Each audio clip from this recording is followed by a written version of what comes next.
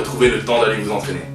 Comme vous le savez, pour les personnes qui me suivent régulièrement sur les réseaux, je m'entraîne tant à l'intérieur qu'à l'extérieur, mais aussi tant en salle qu'à domicile, afin de ne pas habituer mon muscle à une certaine routine et donc varier mes types d'efforts. Je vous ai déjà dévoilé sur ma chaîne une de mes séances d'entraînement en salle de musculation, les exercices que j'effectue au poids du corps à l'extérieur, et cette fois-ci nous allons plutôt cibler une séance que j'effectue à domicile. Moins je vais avoir de temps disponible, et plus je vais favoriser un entraînement sous forme de circuit training. Je vais donc me créer un circuit de plusieurs exercices où je vais justement m'accorder une petite pause de 15 secondes entre chaque exercice. Et ce circuit sera répété 3 fois dans sa globalité avec un temps de récupération de 2 minutes lorsqu'on atteint la fin du circuit.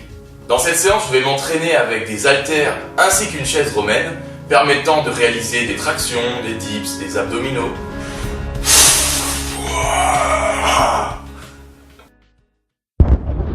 Concernant les dips, il s'agira d'effectuer un mouvement de flexion-extension des bras aux barres parallèles permettant de travailler l'ensemble des pectoraux, le triceps brachial ainsi que le deltoïde antérieur. Veillez à ne pas verrouiller complètement les bras pour limiter les problèmes au niveau de l'articulation du coude. Et pour les personnes en difficulté, vous pouvez aussi faire cet exercice entre 2 bancs par exemple. Pour les tractions, commencez par placer vos mains de manière à avoir une prise plus grande que la largeur des épaules, pour ensuite, après un départ bras tendu, effectuer une traction des bras en amenant la barre au niveau du menton, ce qui va solliciter principalement les muscles du dos et des bras. Et ce que j'aime bien faire, c'est marquer une pause lorsque j'arrive au bout de la traction pour bien contracter les muscles du dos, pour enfin revenir en position de départ en freinant la descente. Concernant les élévations latérales, vous êtes donc debout, jambes écartées à hauteur des épaules, et le but est d'élever latéralement les bras jusqu'à l'horizontale, tout en veillant à garder le dos droit et de ne pas utiliser d'élan pour éviter tout risque de blessure. Puis enchaîner en élevant les bras devant soi jusqu'à ce qu'ils atteignent l'horizontale. Alors si j'ai choisi d'enchaîner ces 2 exos, c'est parce que ça me donne de bonnes sensations au niveau des épaules. Le premier sollicitant plus le faisceau latéral et l'autre davantage le faisceau antérieur. Alors dans cette séance, j'ai choisi de rajouter un exercice de traction supplémentaire, mais cette fois sous forme de variante en prise serrée afin de travailler davantage les dorsaux et bras par rapport aux autres groupes musculaires. Tout simplement parce que c'était l'un de mes objectifs de ma semaine. Mais ce que je vous recommande de faire, c'est de remplacer cet exercice par un mouvement sollicitant votre point faible ou le groupe musculaire que vous souhaitez tout simplement mettre en valeur par rapport aux autres. Pour le curl halter, on va solliciter principalement les muscles du bras et plus précisément le biceps brachial ainsi que le brachial antérieur. Donc on démarre debout, jambes écartées à la hauteur des épaules et avec un halter dans chaque main. Il s'agira d'effectuer une flexion des avant-bras sur les bras. Par mesure de précaution, veillez à réaliser l'exercice sans élan et pensez à freiner la descente. Le squat avec halter va quant à lui mettre en jeu de nombreux muscles, notamment le haut du corps par la tenue des haltères, mais également la ceinture abdominale, permettant de ne pas balancer, mais va principalement mettre en jeu les quadriceps, les ischio-jambiers et les fessiers.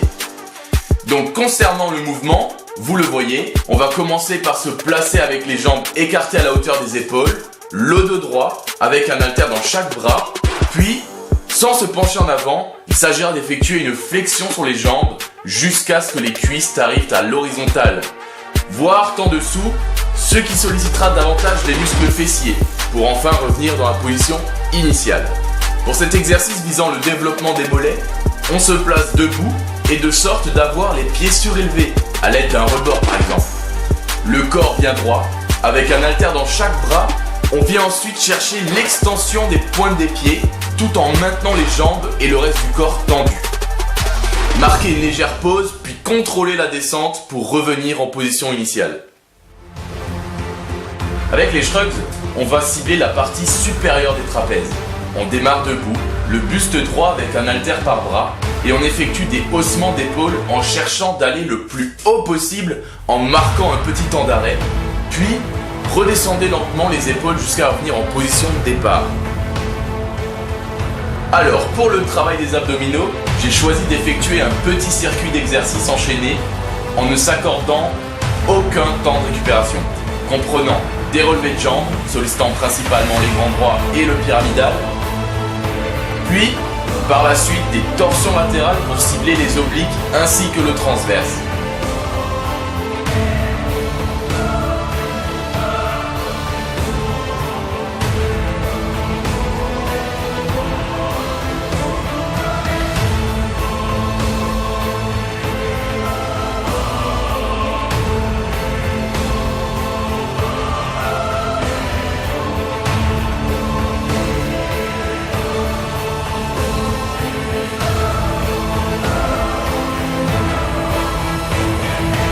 J'ai également rajouté du gainage, jusqu'à y rajouter des mouvements de balancier des jambes de droite à gauche pour des ressentis encore plus forts. Personnellement, je le mets souvent à la fin de mes séances.